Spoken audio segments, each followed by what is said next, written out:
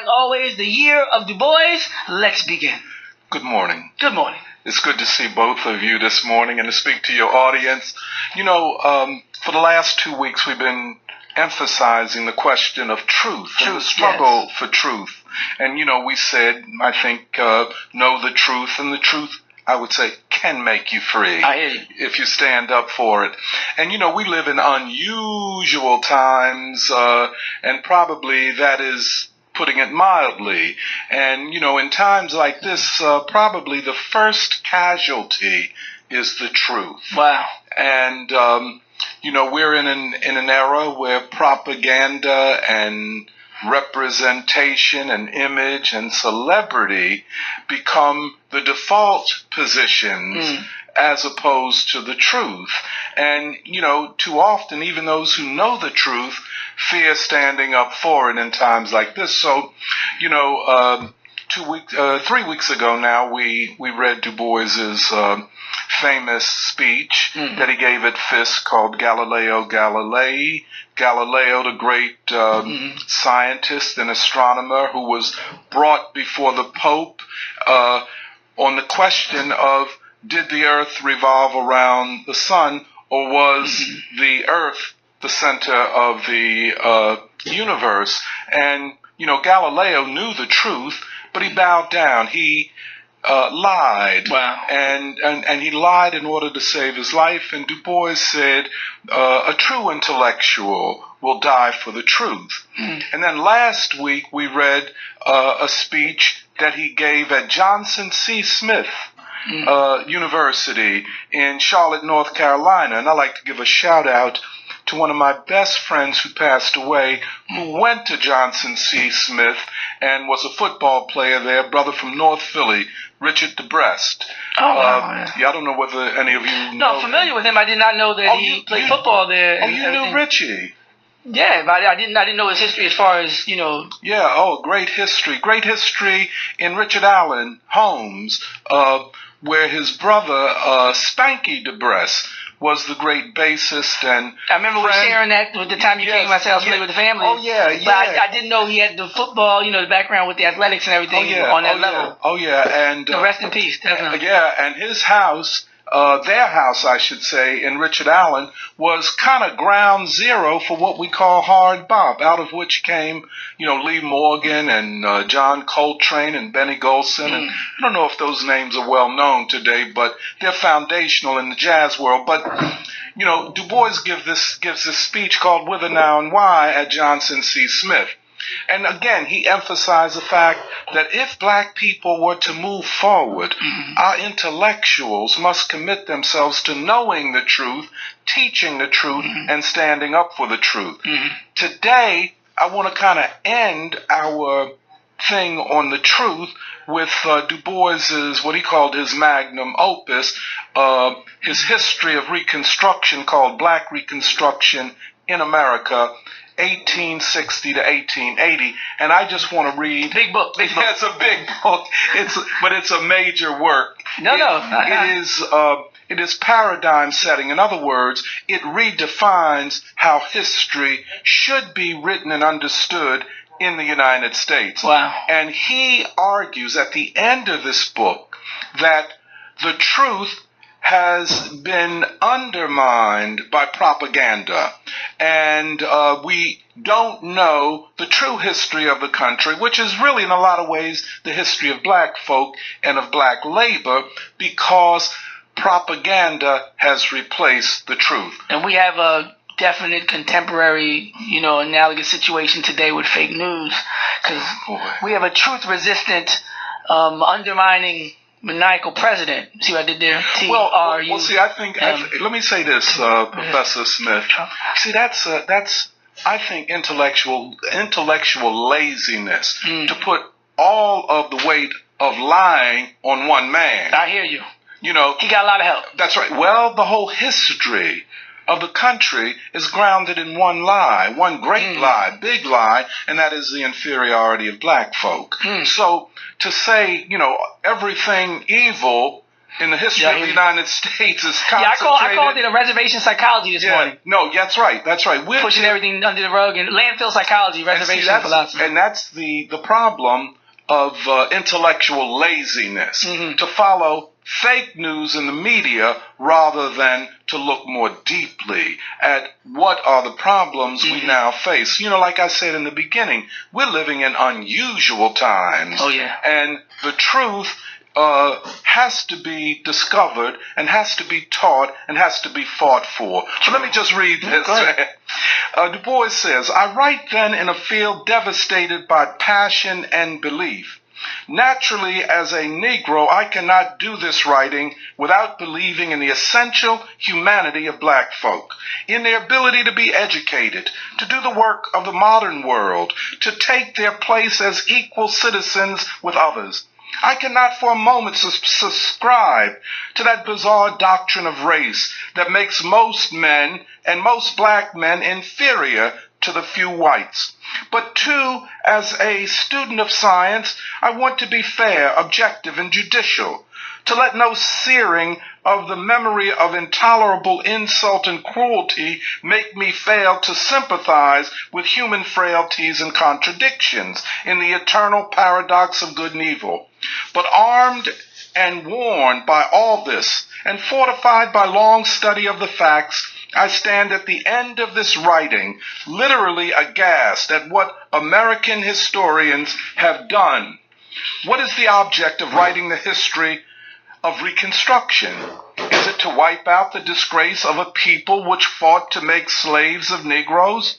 Is it to show that the North had higher motives in freeing black men? Is it to prove that Negroes were black angels? No, it is simply to establish the truth on which right in the future may be built. We shall never have a science of history until we have in our colleges men and women who regard the truth as more important than the defense of the white race, and who will not deliberately encourage students to gather theses material in order to support a prejudice or buttress a lie.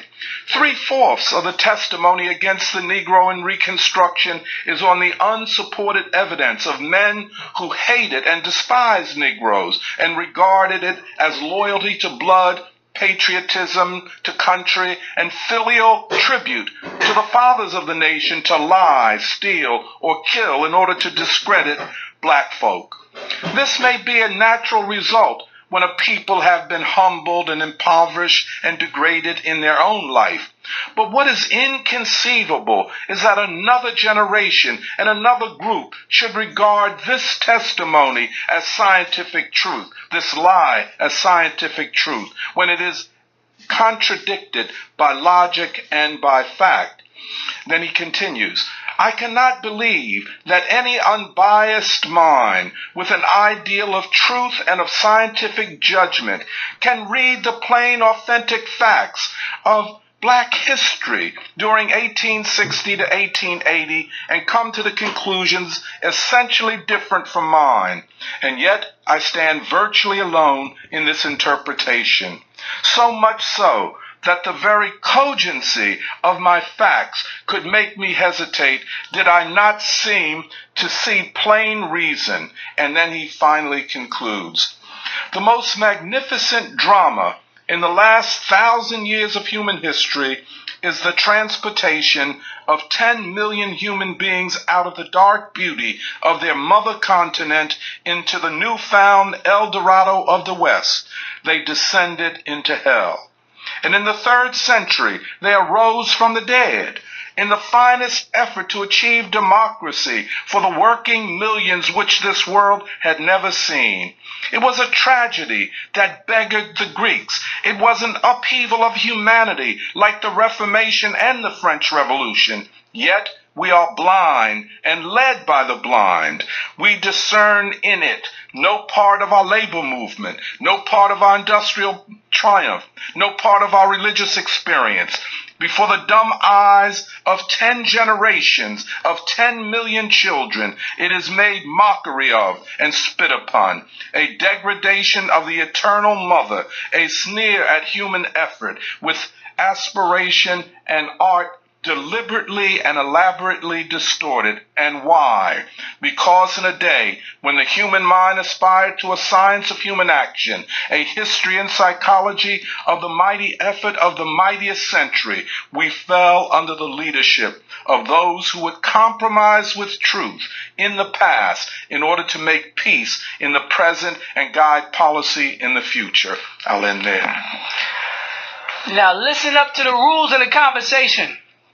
Some of y'all want to call in and talk about, what's up with rebuild? I'll be like, you about 3 days too early, too late.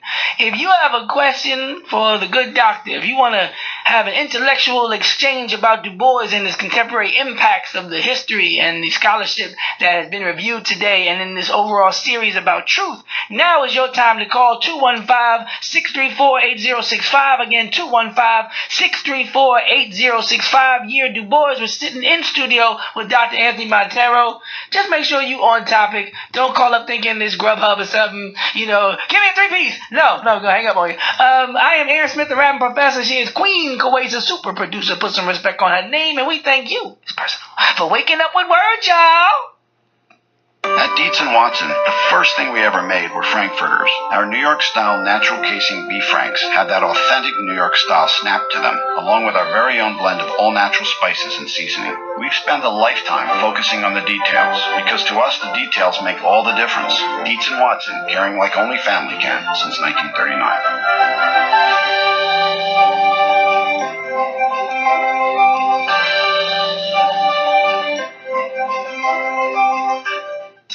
Man, do I love card night.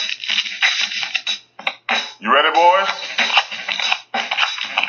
You got a king? Go, bitch, Dad. Oh, come on. This is WWE superstar Titus O'Neil. It only takes a moment to make a moment. Take time to be a dad today. Learn more at 877-4DAD-411 or visit fatherhood.gov. Brought to you by the U.S. Department of Health and Human Services and the Ad Council. You're listening to Wake Up with Word on Word Radio, 96.1 FM and 900 AM WURD, Independent Black Media. Independent Black Media, 900 AM, 96.1 FM, WURD, WURDradio.com. Listen live anytime and log on. I am the Rapping Professor, Young Fearless. She is the super producer, Queen Kuwait's. Put some respect on her name. And at this time, we're in studio with Dr. Anthony Montero, Year of Du Bois, and we're going to the phone lines with Brother Maurice. Thank you for waking up with word. All right. How you doing, Professor? Dr. Montero, I mean, ever since I started listening to you, it's been a roadmap to success of what we need to do now. I started listening to you when you were talking about the riots here down in Lombard back in his time and how black people use entrepreneurship to turn the table on their the people that was against them. And that's what we need to do now. Mm-hmm. You know, we need to start doing having our businesses again, taking back our neighborhoods and showing that we can be the craftsmen and also the intellect that we have. And I believe that we need to shout down those who look like us, that pretend they're not us, shouting them down, letting them know that is not true. Stop saying it and stop them from spreading the nonsense that we're ignorant people, we're violent people, and we don't know any better. So I'm just going to listen to what the rest of you got to say, but I've been following you like it's the blueprint to success. That's all I wanted to say. Thank you. Right. Well, thank you. We also have Brother Timothy from South Philly on the line. Yes, Dr. Montero, I agree. This is magnum opus, reconstruction. And I think Du Bois said something. I want you to give me some more information on it. Is that I believe that he said that the Civil War started in Kansas and spread. Yes. The other thing I want to ask you is, Du Bois wrote 3 autobiographies. I never heard anybody do that. He wrote 3. And if you have a 1, 2, and 3, what is the difference in the 3? And what was the purpose of writing 3 autobiographies, if I'm correct? I'll listen. Oh, say that last part one more time, please, Timothy. Did he write 3 autobiographies? Yes, he did. And my thing is, to me, usually people write an autobiographical work of 1. Mm-hmm. He wrote 3. That's interesting. And what was entailed in this 3 that would make someone open up their eyes and listen or read it. Yeah. Well, all three of the autobiographies are different. The first one is in 1920, which is an essay that is the first essay in a book of essays entitled Dark Water. The second is in 1940, and he subtitled it it's called Dusk of Dawn, and it's subtitled The Autobiography of a Race Concept, which is, in a sense, his own intellectual biography and how his ideas emerged out of the time and space in which he lived. The last one is published after he dies, and it is called The Autobiography of W.E.B. Du Bois and subtitled A Soliloquy. And it is more like a traditional autobiography, but he talks a lot about the end of his life and his travels and his political positions that he stood for at the end of his life. So you're right, he did write 3 autobiographies. Oh, that's good. So in other words, you said the last one he had died?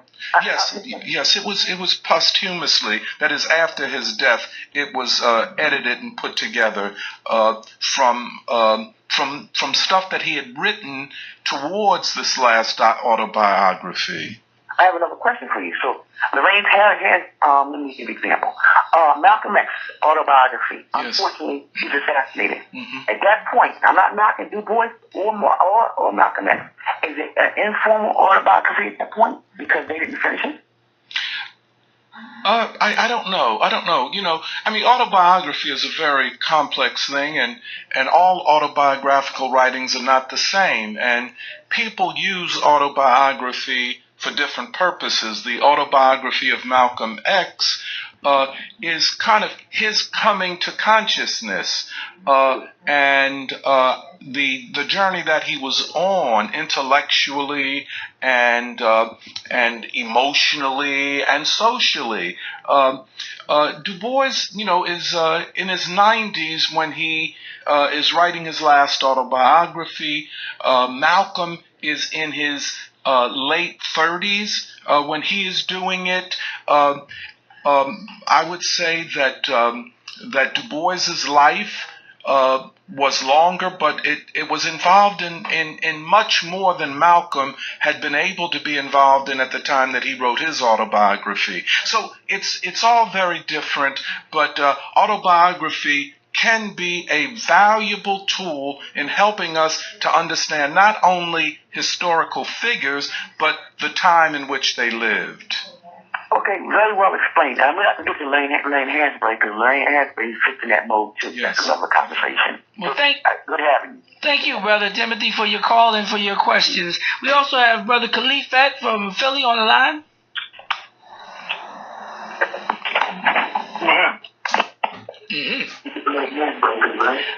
Well, New Bella, we have New Bella on the line. We can hold. New Bella? Nubila. Yes, the name is Nubila. Right. I love you, Dr. Montero. Oh, thank you very much. I love you too.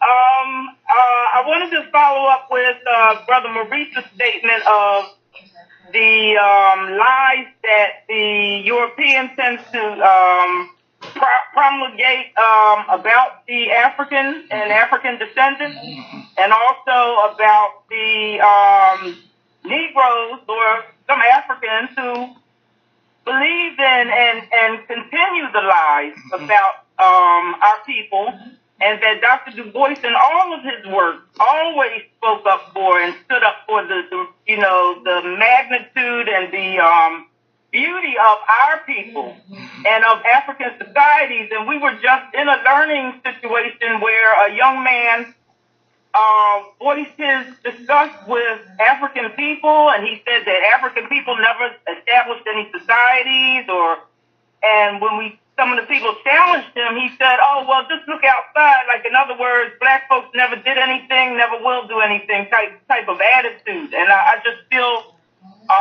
very sad for those of our people who don't love themselves and don't love their own people. And I just wanted to point out that Dr. Du Bois always spoke good of our people and always pointed to the beauty and majesty of the history of Mother Africa. Mm-hmm. Yeah, there's no question about it. A lot of people don't understand that about Du Bois, and sadly, his intellectual and his intellectual biography, his intellectual contribution is unequaled. I mean, in the modern world, not just in the United States, and not just for African Americans, and not just for Africans. I think Du Bois is one of those figures in world history that is a transformative figure. And I think, as his second wife, Shirley Graham Du Bois, said in her biography of Du Bois, she said his day is marching on. And I think that's true.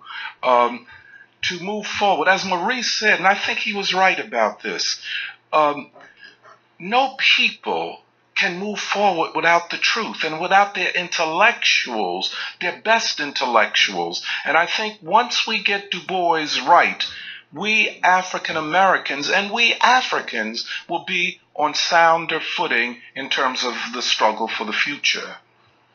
Thank you for your call, Nabila. We also have Khalifat from Philly on the line. Thank you for waking up with word.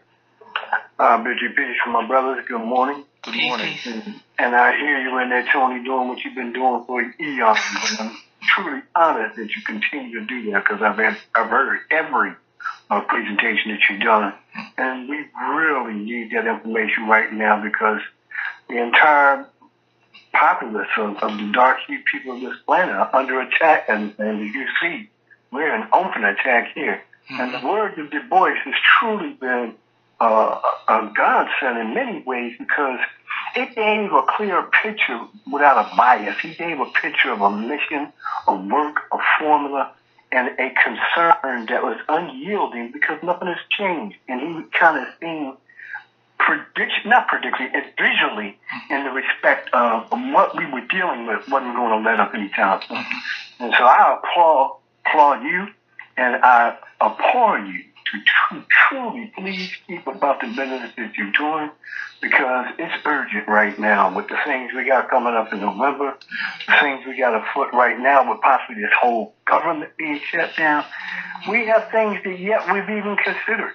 And stay on post, bro. Yeah, thank you very, very much. I appreciate what you say. If I could just say one small thing, Professor. Sure. Du Bois was one of those thinkers, and Khalifat is addressing it, one of those thinkers who looked at the big picture. I mean, it's easy to, become consumed by trivial things and retreat from the big picture. And so Du Bois was a historian of the world, not just of African Americans, because African Americans live in the world. Yes. And we were transformed the world itself. So that's what I would say, No, it's important to note. And also Derek from North Philly. Thank you for waking up with word, Derek. You're online with Dr. Anthony Montero. Good morning. Good morning. Love, peace, blessings, and prosperity to you, Dr. Montero. Good morning. Thank you. And the doctors are in the house. Amen. Yes, sir. But I like to address this to Dr. Montero. Can you help me get a conclusion of understanding with how Dr. W.E.B. Du Bois felt about Booker T. Washington? I aspire to both of their foundational concepts of study, and I have benefited from both. But it saddens me, and maybe because of my lack of knowledge or ignorance. But what was Dr. E.B. Bois' personal opinion of Booker T. Washington? Yeah, that's a good question. You said his personal opinion. I think personally he respected what Booker T. Washington had achieved, especially for a man born as a slave and to rise up and become, as Du Bois says in The Souls of Black Folk, a leader of two races. In other words, he ideologically and intellectually led both the white and black races in the United States at the end of the 1800s. At the same time, Du Bois differed with Booker T. Washington on the solution, the overall solution to the black problem. You know, Booker T. Washington is known as the great compromiser, and he gives this phenomenal speech in 1895 called the Atlanta Exposition Speech, in which he makes the argument that the African Americans must make a compromise in order to move forward. The question was not compromise as such, but the nature of the compromise that Booker T. Washington suggested. And he suggested that we give up our protest for the right to vote and for our civil rights, and that in exchange, the better people, as he thought of them, of the South, would help us economically. And of course, that's the old debate of should we fight for civil rights or for economic uplift, or can we fight for both at the same time? And I think that was the center of the great debate between Booker T. Washington and W.E.B. Du Bois. And I would say it was a great debate, it was a necessary debate, and it's, as you pointed out, it is a debate that resonates even up to this day. Thank you so much for your input. And I just want us to generally, all of us, just try to learn the lessons, and maybe we can benefit and carry the torch further than even what's themselves. Yes, and you know, one thing I think I agree with your suggestion. Civil debate. It's nothing wrong with black people having disagreements, but that the debates be civil. And because it is important in our search for the truth and in our search for the path of progress. I agree 100%. Thank you so much. Thank you. Well, thank you so much, Derek from Philly. Again, I told y'all, when we're in class, you got to listen up, because we need to use our history in a way that's going to help us. We thank all of our guests today. Halima Reddick, hairstylist, better known as the covered colorist.